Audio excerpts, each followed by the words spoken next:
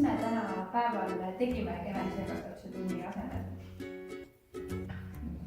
Me katsetasime, et kui jätame õhupallid bussile ja ei pane nendele turvapeal peale, et mis siis nendega juhtub.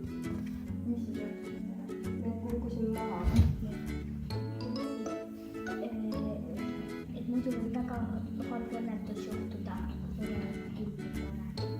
Mis siis saab, kui lähed bussi ja siis kõrval pinginaaber ütleb, et tema arvates ei taha bussis turvapeal panna? Siis tuleb öelda, et sa võid minna lasta ees pinki ja siis sa võid väga vigastada saada.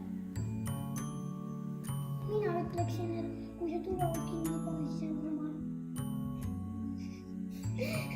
Mis tegema peaks, kui bussiga sõidad? Mis alati tuleb teha?